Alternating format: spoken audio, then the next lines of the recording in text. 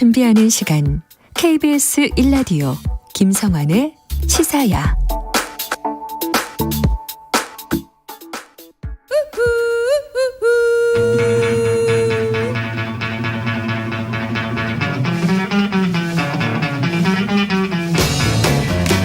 정치인의 눈으로 여의도 국회 움직임을 통찰력 있게 꿰뚫어보는 시간입니다. 여의도 인사이트, 줄여서 여의도 인사인데요. 늘 함께 하시는 두 분입니다. 민주당 신경민 전 의원 자리하셨습니다. 안녕하세요. 네, 안녕하세요. 국민의힘 선대위 상임공보특보단장인 김경진 전 의원 나오셨습니다. 안녕하세요. 안녕하세요. 네. 조금 전인 밤 10시에 여야 후보 TV 토론이 끝났습니다. 두 분 아마 보셨을 것 같은데요. 5804님, 저희 청취자분께서요. 이준서 선수 방금 전에 인터뷰하는 거 두 분도 들으셨잖아요. 이준서 선수의 솔직 담백함을 정치인들이 좀 보고 배웠으면 좋겠다 생각되네요. 이런 문자를 주셨거든요. 이 TV 토론 보신 거하고 같이 연결해서 아마 얘기를 해주신 듯해요. 근데 그만큼 사실 오늘 여러 가지 이제 후보들 간 신경전이 벌어지기도 하고 그랬는데 일단 선관위 첫 법정 TV 토론 두 분은 어떻게 평가하시는지 말씀을 좀 듣고 싶습니다. 뭐 예상했던 것도 있는데 예상에서 크게 벗어난 건 아니었어요. 왜 그러냐면은 경제를 하면서도 그 상대방의 약점, 우리가 네거티브라고 그러잖아요. 네. 그걸 할 것이다라고 했는데 결국 뭐 다 나온 건 아니지만 나올 만한 것은 나왔어요. 일단 2차 토론에서 대장동이 안 나왔고 다른 것이 나왔잖아요. 정자동하고 백현동이 네. 나오고 대장동은 생략하는 걸로 해서 이제 넘어갔는데 오늘은 대장동이 주요 아이템으로 여러 번 나왔습니다. 네.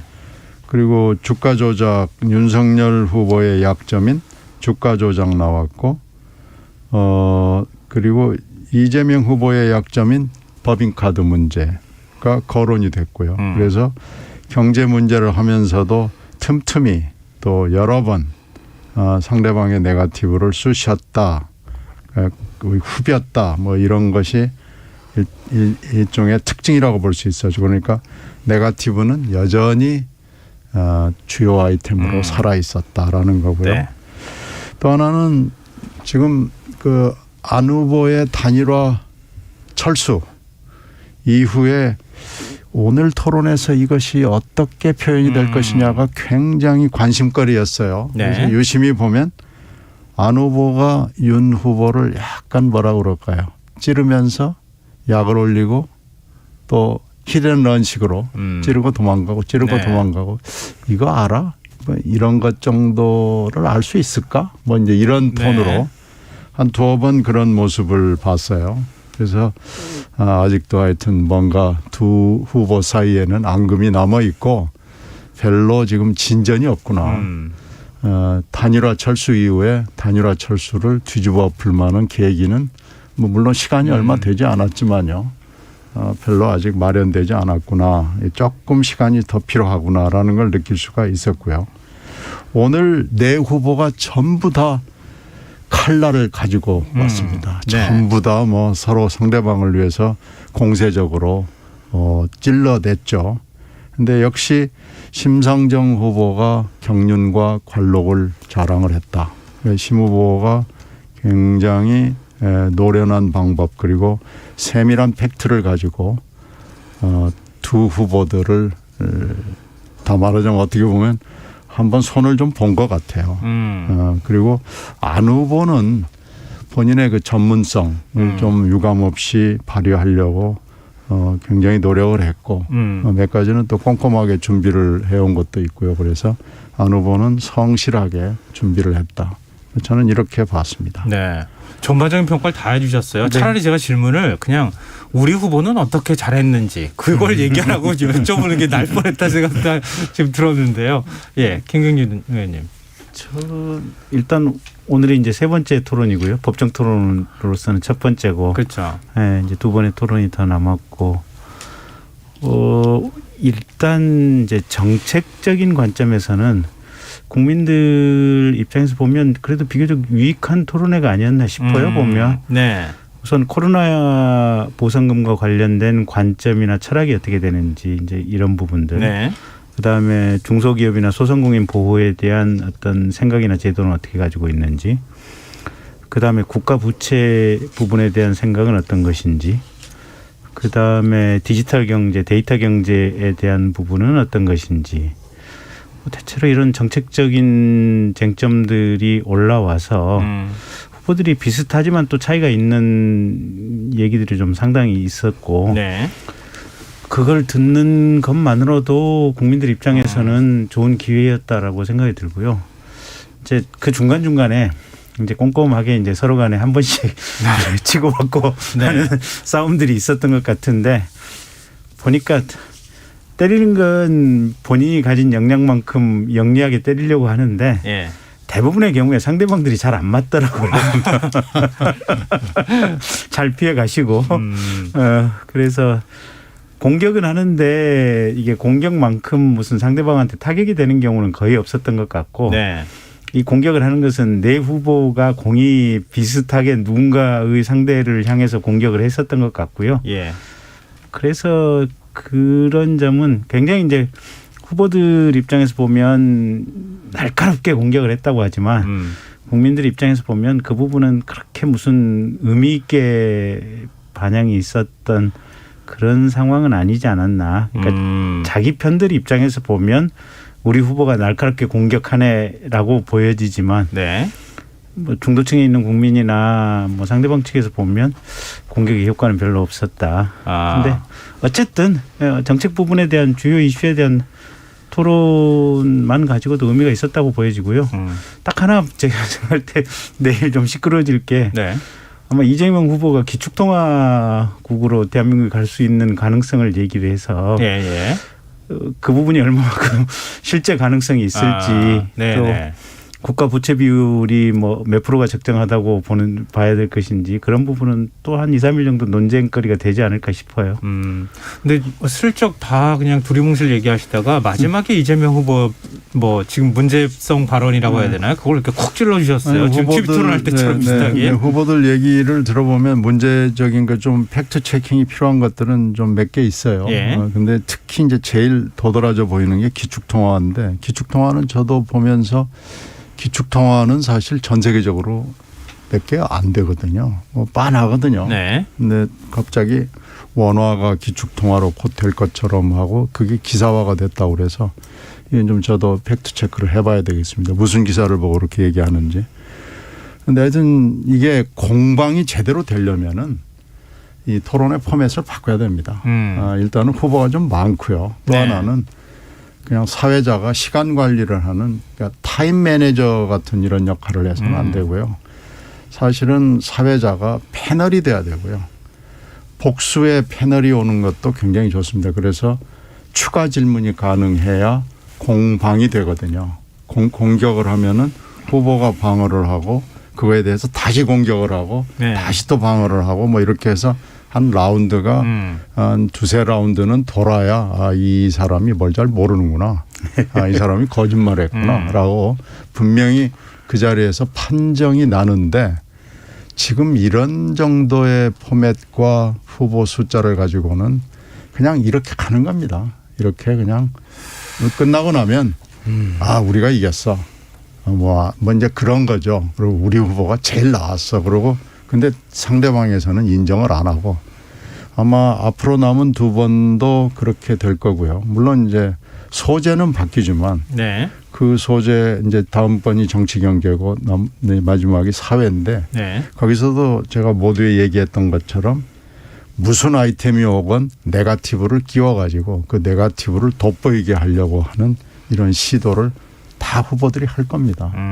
오늘 그 김 의원 말에 제가 동의하는 게 몇 가지 경제적 문제에 대해서는 상당히 깊이 있는 얘기들이 일단은 문제는 제기가 됐어요. 네. 이게 문제로구나 하는 거.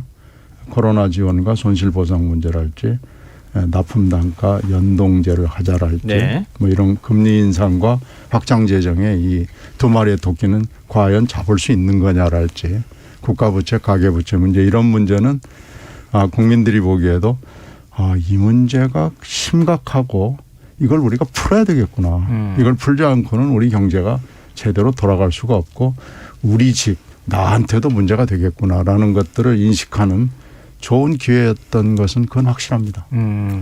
그래서 이게 사실은 국민들께서 보시기에는 후보들 간의 상호 난타전을 하는 모습을 보고 싶어 하시는데 네. 이제 그렇게 하려면 이게 규칙을 이제 속된 말로 중립적 어떤 균형적 객관적인 규칙을 짤 수밖에 없다 보니까 예. 실은 변별력이 나올 수가 없어요 보면.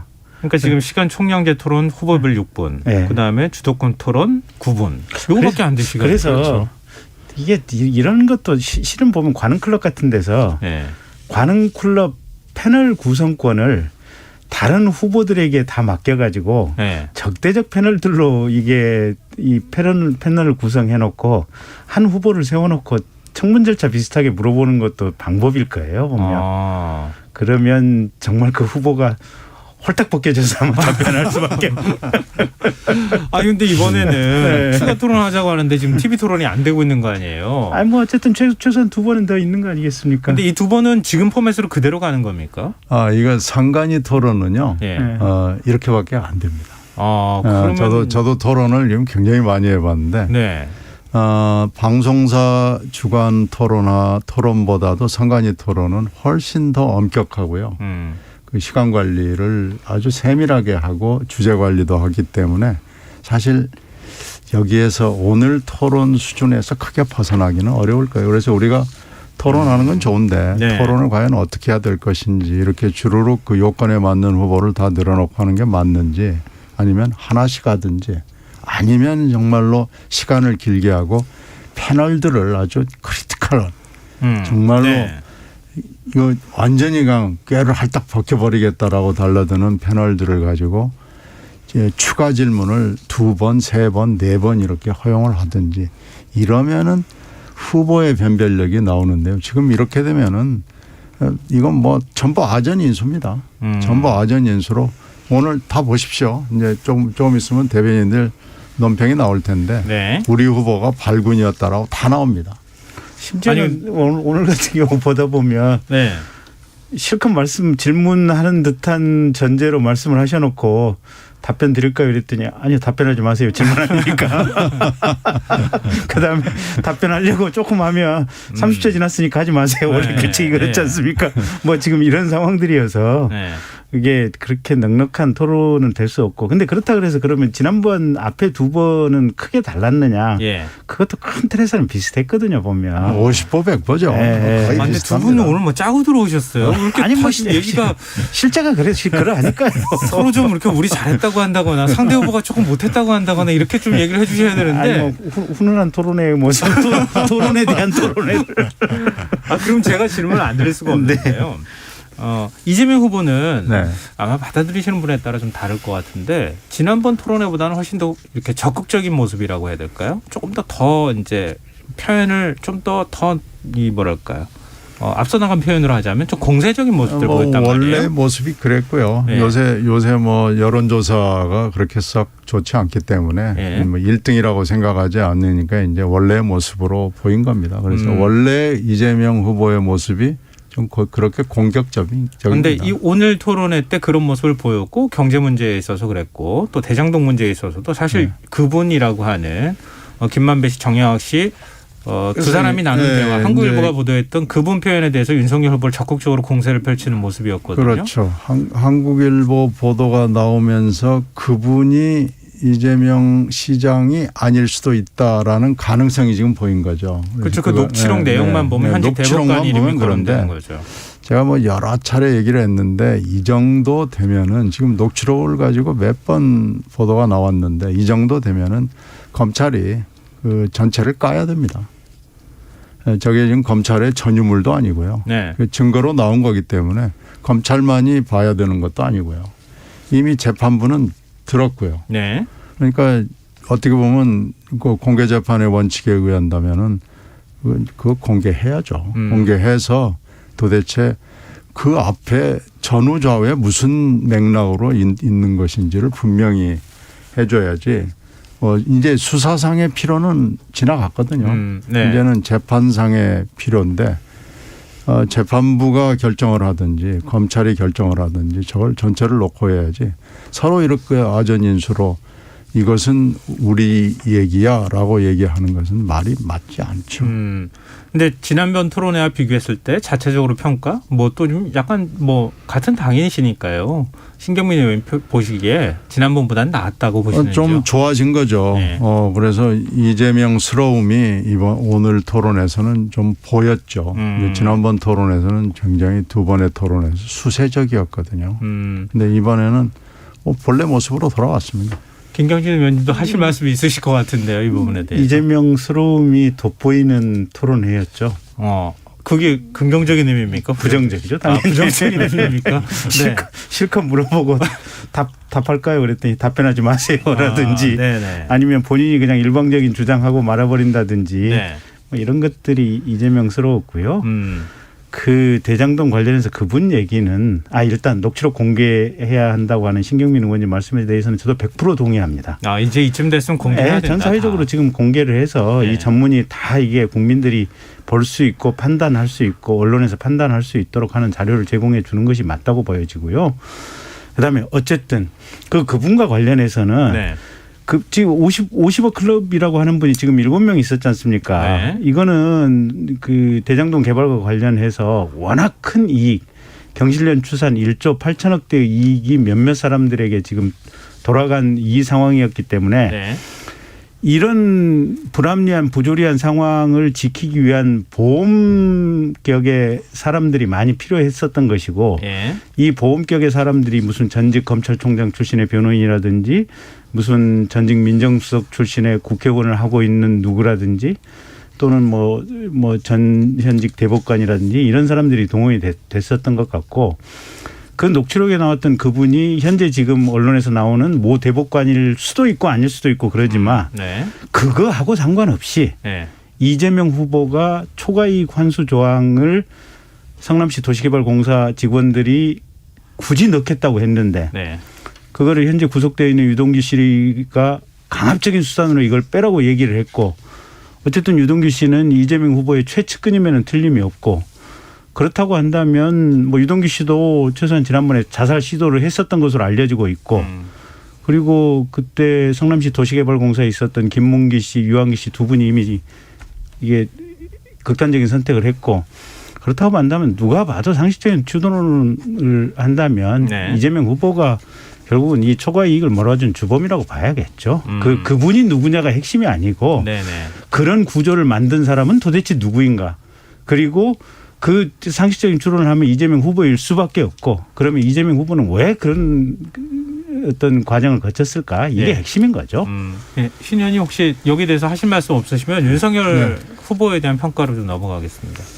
윤 후보는 뭐 여유 있는 태도를 보였고 역시 디테일에는 좀 약한 것을 이번에도 보였는데요. 특히 이번에 경제 문제였기 때문에 디테일에 특히 경제적인 문제에 있어서 세론에는 약한데 총론은 일단 다 마스터가 된 것 같아요. 오늘 쭉 설명하는 것 토론 준비 열심히 했다. 토론 준비는 열심히 해서 총론은 마스터가 됐는데 사실 국회의원이나 자치단체장을 하면서 그 현장에서 알게 되는 것들이 굉장히 많거든요. 이제 그런 것들은 윤 후보한테 생략이 돼 있기 때문에 그런 것들은 좀 대통령이 되려고 하면은 보완이 돼야 되겠다 하는 대목들이 몇 개 눈에 띄었습니다.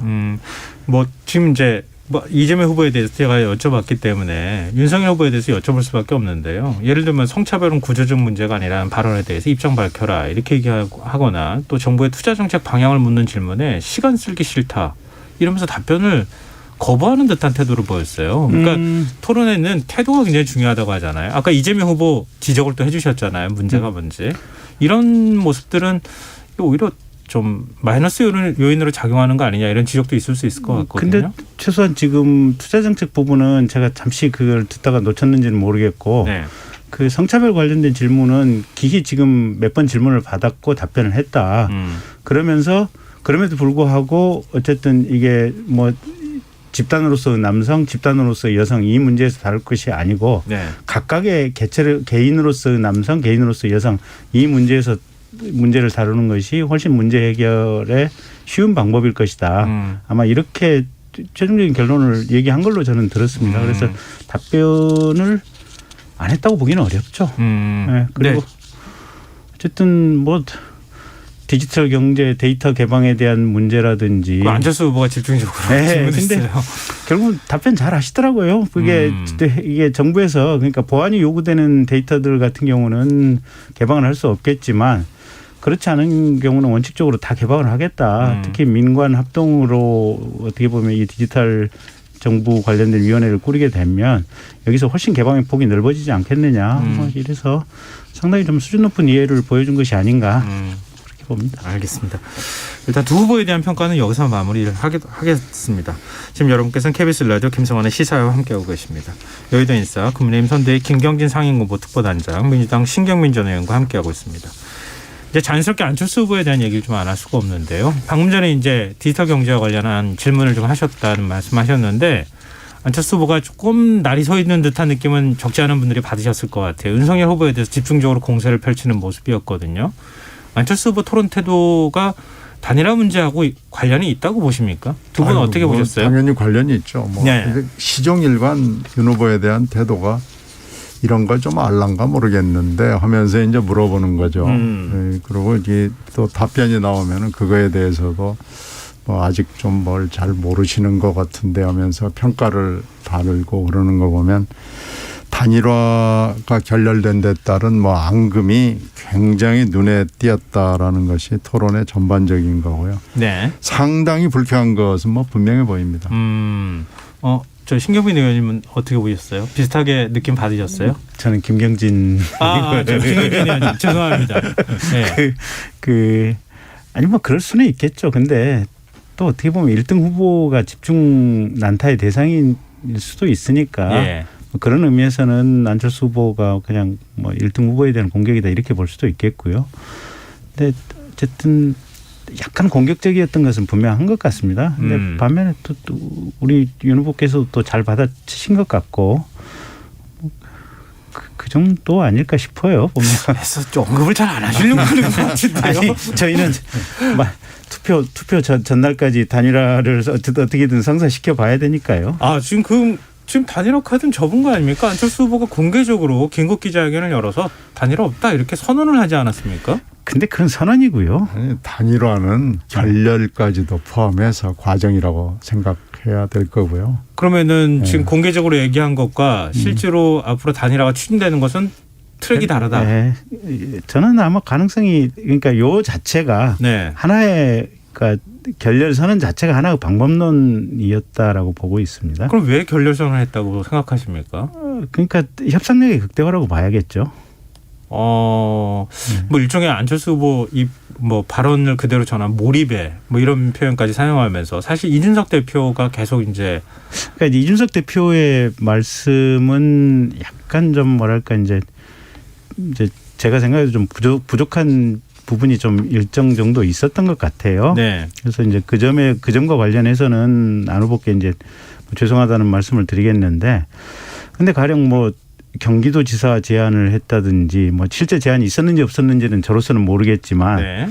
또는 뭐 공동정부 연립정부 제안이 있었다든지 이런 부분을 가지고 무슨 몰입에다 또는 굉장히 뭔가 표현이다 뭐 이렇게 그렇게 그렇죠. 표현하는 것은 그건 인식의 문제가 있는 것이 아닌가 싶어요. 보면. 네. 그래서 알겠습니다. 함께 뭔 것을 같이 하자고 하는 것은 그건 대단히 뜻깊은 얘기인데 그렇게 말씀하시는 건 아니지 않나 싶어요. 일단 정치 전술적인 차원에서 단일화 결렬 선언을 한 것이다 이렇게 말씀하셨는데 민주당 입장에서는요. 안철수 후보 변수가 상당히 중요할 수밖에 없지 않겠습니까? 중요하죠. 근데 민주당이 오히려 더 적극적으로 단일화 제안할 의사가 있는 겁니까? 아니, 일찍이 제안했습니다. 우리 김동연 그 후보하고 같이 해서 3자 단일화 하자 뭐 이런 얘기가 있던데 맞습니까? 굉장히 오래 전에 제안을 했고요. 예. 지금 어저께 회견에서 제안을 민주당으로부터 들은 적이 없다 이렇게 얘기했는데 후보 간에 들은 적이 없는 거죠. 실무선에서는 뭐 제안을 굉장히 깊숙하게 했고 네. 진지하게 했고 그러나 정치 명분상으로 안 후보가 민주당과 단일화하는 거에 대해서는 이제 명분이 따라주지 않죠. 그러니까 지금 정책을 가지고 얘기를 하는 거죠. 네. 기술과학 입국에 대해서 우리가 전폭적으로 민주당이 수용하겠다라는 예. 얘기를 정책으로 얘기를 하는 거고 뭐 단일화가 되면은 그 단일화가 될 경우에 안 후보 표가 민주당으로 온다는 보장이 없지만 다만 안 후보가 국힘당하고 안 하는 것만 해도 굉장히 큰 수확이죠. 그리고 안 후보가 단일화하면서 민주당에 실어주는 그 정치적 효과는 굉장히 큰 겁니다. 만약에 민주당에 단일화하면 어떻게 되는 거예요? 국민의힘은 진짜 그 힘겨운 싸움이겠죠. 정말 네. 간발의 뭐랄까 뭐 소수점 한 자리 정도의 무슨 표차를 놓고 경쟁할 수도 있는 이런 상황인데 이제 저거예요. 그러니까 여의도에서는 뭐 비밀 아닌 비밀처럼 이렇게 한 달 전부터 계속해서 민주당 쪽에서 안철수 후보에게 단일화 관련된 제안이 있었다고 하고 있고요. 네. 근데 이제 안철수 후보 입장에서는 4년 내내 문재인 정부, 민주당 정부 실책에 대해서 극렬한 비판을 해왔지 않습니까? 국민들을 갈라치게 하고 대한민국의 경제를 완전히 무너뜨렸으며 대한민국의 사법 질서를 파괴시켰다라고 계속해서 비판을 해왔는데 근데 그랬던 분이 지금 민주당하고 단일화를 하려고 하니 그럴 가능성은 없다. 얼마나 쑥스러우시겠어요. 알겠습니다. 근데 네. 뭐를 이래요. 정말. 세상 일은 모릅니다. 뭐를 이래요. 그게 정답인 것 같습니다. 여의도 인싸움을 여기까지 하겠습니다. 지금까지 민주당 신경민 전 의원, 국민의힘 김경진 전 의원과 함께했습니다. 오늘 말씀 고맙습니다. 네, 감사합니다. 고맙습니다. KBS 라디오 김성환의 시사 여기서 1부 순서 마무리하고요. 저는 11시 전과 2부에 다시 오겠습니다.